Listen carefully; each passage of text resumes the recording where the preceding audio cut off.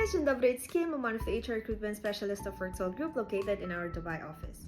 So, ito pong video na gagawin ko ay para po doon sa mga bago nating followers. Doon po sa mga nagtatanong kung talaga po bang parte si Kim Worksol sa ating sa Worksol Group na located po sa Kepno. Kasi madami pong nagtatanong sa akin. They're asking me, Miss Kim, I just wanted to double check. Legit po ba kayo? Kayo po ba ay talagang part ni Worksol?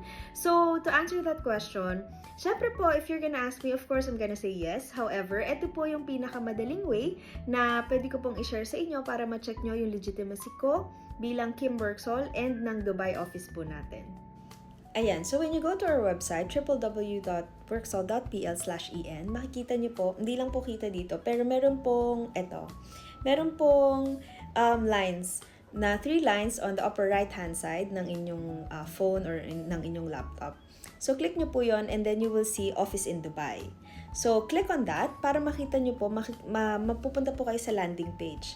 So when you click on that, makikita nyo po, yan, ito po ako and yung mga office mate ko sa Dubai. And you will see, Worksol Group has its official office in Dubai, UAE, and this is our own office, not a partner company. Ayan po yung trade license natin, nandyan din po yung address, ayan po yung view ng office, ito po sa baba. And of course, andito po yung details ko sa taas. Ito, ayan, yan. So, that's my name, my details, and my email address. So, ito po, yan po yung mga office mates ko sa UAE, and that's me. Sa lahat po nang nagtatanong if I am a legitimate part of Worksol. So, ayan po yung offices natin. So, we have in Kepno, head office, Warsaw, Wrocław, Katowice, Gdańsk, Poznan. Ito po yung office natin sa Dubai. We have one in Japan and one in Colombia. So, I hope nasagot ko. If you have any other questions, feel free to reach out. Maraming salamat po!